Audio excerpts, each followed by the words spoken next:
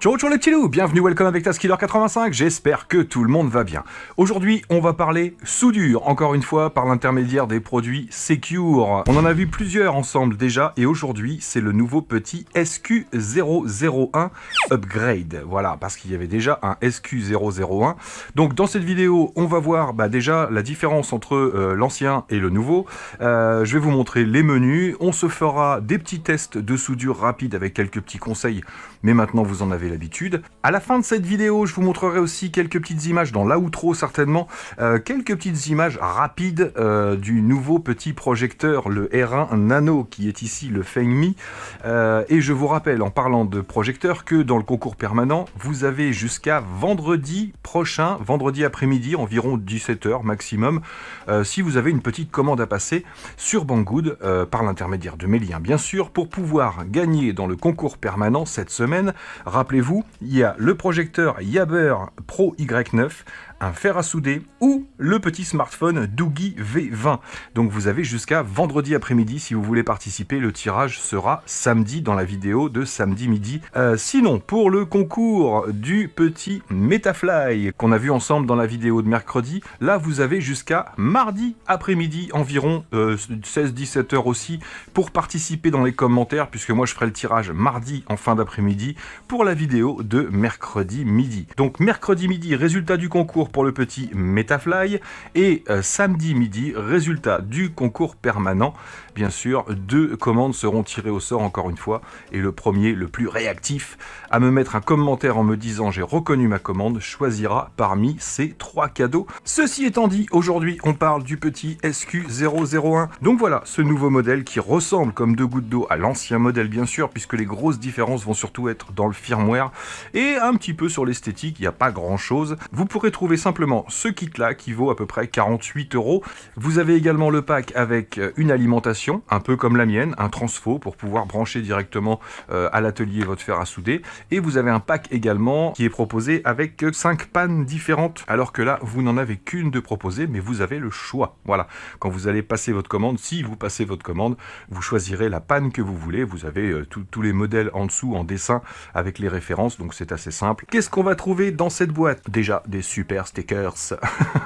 On aura donc le câble d'alimentation pour pouvoir s'en servir avec une lipo. Donc lipo conseillé 3S, 4S, 5S, 6S. Je vous conseille du 4S au moins 1800 à 2500 mAh, voire plus si vous avez. Le petit support bien sûr style céramique un petit peu avec la petite éponge. La petite clé BTR avec quelques vis de rechange. Et la notice bien sûr, un côté en anglais, un côté en chinois. Mais comme d'habitude, quand vous aurez vu la vidéo, vous n'aurez plus besoin de la notice. Première petite différence au niveau de la texture. Alors déjà, il existe en 4 coloris différents. Vous le voyez sur l'overlay qui est en dessous. Il y a du bleu, du vert, du gris et du noir. Et il y a cette petite peinture qui est un petit peu, pas antidérapante, mais un peu plus grip que l'ancien modèle qui était très plastique, très lisse. Donc ça n'apporte pas énormément de choses. Mais ça a été fait, donc je vous le dis. Quand vous le recevrez, vous aurez installé la petite vis qui est ici, qui va maintenir la panne. Donc vous desserrez les 2 petite vis ici pour pouvoir rentrer votre panne tout simplement. N'allez pas mettre en route le fer à souder ou changer la panne pendant qu'il est alimenté. Faites ça généralement quand il est éteint et ensuite vous mettez un petit tour avec la clé BTR et là on est prêt. Donc qu'est-ce qu'on retrouve? Bien sûr le bouton A et B, ils sont configurables, mais d'origine vous aurez le A qui permet de descendre, le B qui permet de monter et d'accéder au menu bien sûr. Un petit écran toujours à cristaux liquides, on voit qu'il fonctionne de 12 à 24 volts et de 17 à 65 watts. Donc bien sûr au niveau du temps de chauffe, au niveau de la rapidité, c'est surtout là que ça va changer. Vous aurez entre 10 secondes et 45 secondes à peu près pour atteindre les 300 degrés qui sont réglés d'origine dessus et qu'on va pouvoir changer bien évidemment. Donc tout va dépendre de l'alimentation que vous mettez dessus, mais au pire des cas, ça prendra pas 10 minutes, ça c'est clair. Bien sûr, la norme de l'autre côté et le DC 5525 qui est fourni bien évidemment ici et qu'on retrouve généralement sur les transformateurs. Et la petite prise micro USB qui va vous servir à soit flasher le firmware si besoin, là vous le recevrez avec le dernier firmware, soit pouvoir également changer le logo si vous voulez. Je vois pas l'intérêt de changer le logo, mais on peut le faire. Voilà, si vous voulez que votre nom soit inscrit quand vous le mettez en route, vous pouvez le faire. Donc les nouveautés, déjà disponibles en 4 coloris. petit détail, mais qui a son importance, alors que l'ancien modèle était disponible en 2 couleurs simplement. Au niveau de la température, sur l'ancien, on pouvait monter à maximum 400 degrés, alors que sur celui-là, on va pouvoir aller jusqu'à 450 degrés. C'est un petit plus, parce que on sait que pour de la soudure qui nous intéresse, nous, sur des petites cartes électroniques, etc., voire même des câblages, XT30, XT60, on va tourner généralement sur des cartes entre 370 degrés et 420 degrés. Bien sûr, plus vous mettez une température haute, moins il faudra rester longtemps sur les pads. Pour un fil, c'est pas gênant, mais sur les pads pour pas abîmer, bien sûr. Mais avec la possibilité de monter à 450 degrés, on va le voir ensemble, c'est vrai que ça va faciliter les grosses soudures, comme par exemple des gros câbles, comme ça, branchés sur un XT60 par exemple. On va gagner du temps et ce sera plus facile à chauffer, bien sûr. Pareil, vous pouvez choisir la panne en fonction de ce que vous avez à souder. Plus les fils sont gros, plus vous pouvez prendre une panne imposante, mais on s'en sort avec une panne de ce style-là, généralement. Ils ont ajouté l'automatique mise en route dès que vous le prenez en main, c'est-à-dire que quand il est en veille, vous l'avez mis en route, vous avez soudé un petit peu, vous l'avez posé, il va se mettre en veille, donc vous allez pouvoir régler la veille, bien sûr. Et sur l'ancien modèle, contrairement au TS100, quand vous le repreniez, il ne se mettait pas en route, il fallait appuyer sur le bouton. Alors que là, ils ont activé la sortie de veille au contact, simplement, et que vous allez pouvoir régler au niveau de la sensibilité, donc ça c'est un petit plus. Il a la compensation de température et la calibration de température. Donc perso, je vous avoue que j'y ai pas touché. C'est pas le genre de choses que je vais chercher à partir du moment où ça fonctionne. Mais en tout cas, c'est là. Contrairement au premier, vous allez aussi pouvoir régler la luminosité de l'écran. Vous allez pouvoir régler également le fait de pouvoir se mettre en chauffe directement quand vous l'alimentez. Sur l'ancien modèle, il fallait le brancher et ensuite appuyer sur le bouton pour lancer la chauffe. Là, vous allez pouvoir le choisir. Soit, pareil, vous devrez appuyer sur le bouton une fois alimenté pour lancer la chauffe, soit dès que vous le branchez, paf, il se mettra à la température que vous avez réglée. Et sinon, comme je vous ai dit, toujours la protection low voltage. Alors à quoi ça sert ça? C'est tout simple, c'est si vous utilisez une lipo. On va prendre l'exemple d'une lipo 4S. Vous savez qu'il ne faut pas descendre en dessous 3,5 V par cellule généralement. Donc si vous mettez une 4S, vous pourrez régler le cut-off, c'est-à-dire le low voltage protection, à 14 volts, donc 3,5 V par cellule, ce qui évitera de décharger votre batterie de trop. Moi je suis pas embêté puisque je travaille avec un transfo à la maison, donc j'ai pas besoin de régler le voltage. Donc voilà pour toutes les nouveautés sur ce nouveau SQ001 Upgrade. On va maintenant voir les menus ensemble. Donc c'est parti, on va l'alimenter avec le transfo. Tac. Secure, 19 degrés. Allez, fais la mise au point, tu seras mignon. Donc on voit sur l'écran d'accueil directement que là on est à 21 degrés, c'est la température de la pièce, 20 degrés. 380 c'est la température que j'ai programmée moi. Et là il est en fonction stop. Donc il faut pour le lancer que j'appuie simplement sur un bouton ici. Tac, pour le mettre en work. Et là il va commencer à chauffer. Donc on va voir combien de temps ça va mettre pour monter à 380 degrés. Je vais dézoomer un peu, parce qu'il a un peu de mal à faire la mise au point. Voilà. Donc juste le temps de dire ça. Tac, 380 degrés. Donc vous voyez, ça a pris à peu près une dizaine de secondes pour monter à 380 degrés. Pour monter ou descendre la température, j'ai simplement à faire moins ici ou plus là. Donc là, je l'ai réglé moi à l'intérieur de 10 en 10. Ça, c'est réglable aussi. Si je veux arrêter la chauffe, je maintiens le bouton A. Tac, et on voit qu'il se met sur stop. Donc là, il arrête de chauffer, tout simplement. Si on veut avoir accès au menu, on va maintenir le bouton B, ici. Tac. Premier menu, Iron, donc c'est le fer à souder. Je maintiens pour rentrer dans le menu. En fait, c'est simple, hein, c'est à chaque fois un appui court pour changer et un appui long pour rentrer. Donc température de fonctionnement, Work, ici. Je maintiens, hop, et là, je règle la température que je veux à l'allumage. Donc bien sûr, réglable jusqu'à 450 degrés. Comme je vous l'ai dit, donc moi je vais redescendre à 380 degrés, c'est la température de base à laquelle je travaille ici, et soit vous laissez pendant 4-5 secondes et ça va valider, soit vous remaintenez les deux boutons pour valider. Ici les steps c'est 10 en 10 comme je vous l'ai dit, hop là je suis sorti, je rentre, hop, je valide, step de 10 en 10, 20, 30, 40 ou 50 pour monter ou descendre la température, donc le plus simple c'est 10 en 10 j'imagine. J'appuie sur les deux pour valider. Ensuite, unité de température Celsius pour nous. Ici, c'est la mise en route, justement, quand vous branchez l'alimentation, sans avoir besoin d'appuyer sur le bouton. Hop, compensation de température, 0 degré, Shield, j'y ai pas touché, Factory pour remettre aux paramètres d'usine. Pour ressortir du menu, soit j'attends, soit je maintiens les deux boutons en même temps. Et là, on va passer sur le deuxième menu, je valide. Donc là, c'est le temps qui va mettre avant de s'éteindre si vous n'y touchez pas, donc 360 secondes. Là, c'est le sleep time, c'est le temps où il va attendre pour se mettre en veille, tout simplement. Donc 60 secondes pour moi. Hop, je continue à descendre. Quand il se mettra en veille, il descendra à 200 degrés. Le screen on ou off, ça c'est quand il se met en veille, soit l'écran s'éteint, soit l'écran reste allumé. Agility, ça c'est la sensibilité quand vous allez le prendre en main pour le faire sortir de veille, donc 10 pour que ce soit plus sensible. Et là on a fait le tour de ce petit menu, je rappuie sur les deux. Le menu numéro 3 c'est le réglage OLED, je rentre. Donc là, on règle les boutons, donc le A pour faire moins, le B pour faire plus, vous pouvez le changer. Flip, 0 degré, ça c'est si vous voulez inverser l'écran. Si vous êtes gaucher, vous pouvez changer et inverser l'écran, tout simplement. Donc moi, je suis droitier, je reste comme ça, je valide, voilà. La luminosité, on va pouvoir la changer également. Je ne sais pas si on s'en rendra compte à l'écran, si, complètement, vous voyez, c'est beaucoup plus péchu. Voilà. Je valide. Et on a fait le tour de ce menu. Je ressors. Voilà. Et les derniers menus, donc ça, c'est le voltage. Donc low voltage, moi je ne l'ai pas réglé, puisque je vous ai expliqué que j'étais sur l'alimentation. Vous voyez, on voit 24,8, c'est mon alimentation. Et si vous voulez régler un voltage minimum, c'est ici que vous allez mettre, par exemple, 14 degrés... 14 volts, pardon. Tiens, on va faire le test d'ailleurs. Je vais le régler sur 14 volts. Voilà. Et ensuite, je baisserai l'intensité de mon transfo pour voir si ça fonctionne. Donc le menu numéro 5, c'est la calibration. Donc ça, je vous avoue que moi, j'y ai pas touché. Je le laisse comme ça. Tout fonctionne bien. Et le 6, c'est les informations sur le firmware, tout simplement. Donc voilà, on a fait le tour des menus. Donc tiens, on va tout de suite baisser le transfo. Et je vais descendre à en dessous 14 volts. 14,1, hop. Là, je suis à 13,8. Ah, vous voyez, ça me marque low voltage directement sur le fer à souder. Donc là, je sais qu'il ne s'éteint pas puisque je suis au-dessus de 12 volts.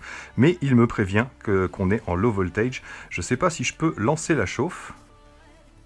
Eh bien non, vous voyez, il arrête de chauffer. Donc là, il ne s'est pas éteint, mais il arrête de chauffer tout simplement.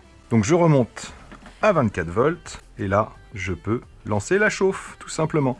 Donc, hop, on va le mettre sur le côté et on va attendre environ 60 secondes, puisque là, moi, il est parti en chauffe et on va laisser 60 secondes pour qu'il se mette en veille, tout simplement. Et je le prendrai en main pour vous montrer qu'il relance la chauffe tout bêtement. Et en attendant, ben, on va se préparer nos petites choses à souder. Je vous ai préparé un petit ESC ainsi qu'un XT60 avec du gros câblage. Comme d'habitude, la pâte à fixe magique. Vous pouvez bien sûr utiliser une troisième main, vous savez, le truc avec tout plein de ressorts partout. Je vous en avais parlé déjà de ce genre de choses qui permet de maintenir dans tous les sens, même pour les XT30, XT60, etc. C'est vrai que c'est bien pratique, mais pas indispensable. Alors, qu'est-ce que ça dit? Voilà, il redescend en température ici. On voit qu'il est en train de se mettre en veille. Et la température que je lui avais demandé, moi, c'est 200 degrés. Donc c'est indiqué sur le dessus, vous le verrez peut-être pas ici, mais c'est indiqué 200 degrés. Donc là, il va redescendre à 200 degrés tout simplement. Il suffit que je le prenne en main pour relancer ma soudure. Et voyez, automatiquement, 380, pouf, il est remonté à température. Donc ça fonctionne. Les indispensables, bien sûr, hop, la petite paille de fer ici pour nettoyer sa panne. Et la petite éponge humide, si vous avez besoin pour nettoyer, c'est bien pratique aussi. C'est pour ça que vous l'avez directement sur le petit support céramique. Donc vous savez comment ça fonctionne maintenant. On vient appliquer hop, le fer sur l'endroit qu'on veut souder et on va apporter la matière tout simplement. Donc ici, tout est pratiquement fait. Voilà, là j'avais retiré la soudure un petit peu. Non, il en reste, voyez. Là, il n'y en a plus. Hop, je place ma panne simplement dessus et j'apporte ma matière. Je fais un petit tour et là on est en place. Donc comme je vous l'ai dit, plus vous mettez haut en température, moins de temps vous devrez rester sur l'endroit que vous avez à souder. Surtout, plus l'endroit sera petit, fin, et plus vous devrez être rapide. Donc n'hésitez pas à baisser à la limite si vous soudez des choses très fragiles. Donc là on voit qu'à 380 degrés, franchement, voilà, on perd pas de temps. On vient se mettre sur l'endroit à souder, on apporte la soudure directement. Ça va vraiment très très vite. C'est vrai que ce genre de fer, comme le TS100, sont vraiment très performants et on a des soudures bien propres. Donc si vous n'arrivez pas à chauffer un endroit, comme je vous l'ai dit, n'hésitez pas à apporter un petit peu de matière directement sur la panne avant de venir ici sur l'endroit que vous avez à souder. Et là, vous allez faire un contact automatique, ce qui fait que ça va accélérer. Ici, on va s'attaquer à un XT60. Donc, première chose à faire, on va mettre de la soudure, on va étamer nos câbles. Donc là, des gros câbles, et je vais monter en température. Allez, on va monter à 450. Hop, ça y est, on y est. C'est plutôt rapide. Là, c'est du gros câble. Donc, je coince mon fil, je viens coller ma panne dessous dans un premier temps. Et là, je vais pouvoir envoyer de la soudure dessus sans problème. À 450 degrés, ça prend vraiment pas longtemps. Comme vous pouvez le voir. Hop, je chauffe un peu le câble. Et ensuite, même avec le fer en dessous, vous voyez, je peux apporter de la soudure directement sur le câble. Et là, on est prêt. Donc là, on va venir chauffer directement dans la prise. Ici, on attend 2-3 secondes et on apporte de la soudure. Tac, c'est fait. Et de l'autre côté, 2-3 secondes et on apporte la matière. Voilà, là on a bien pris. De ce côté-là, un peu moins. Je vais remettre un petit coup de fer. Voilà. De façon à ce que ça recouvre bien toute la prise. Donc là, on va commencer par le noir. On va en faire qu'un. On s'en fiche. On va pas besoin de tout faire. Vous avez compris le principe. Donc je chauffe un peu mon fil ici que je vais venir poser sur la prise. Là, et je peux même rester à 450 degrés. Je peux chauffer que sur le câble, bien sûr. Et ça va permettre de faire fondre la matière de la prise. J'ai plus qu'à rentrer. Tac! Et là, on est soudé, on est à l'intérieur. Donc après, bien sûr, rien ne vous empêche, une fois que vous êtes rentré, de venir apporter un peu plus de matière. Ici, pour solidifier la soudure. Et on pense à nettoyer sa panne une fois qu'on a terminé. Vous pouvez le poser, il va s'éteindre tout seul. Sinon, vous appuyez ici sur le bouton A, stop.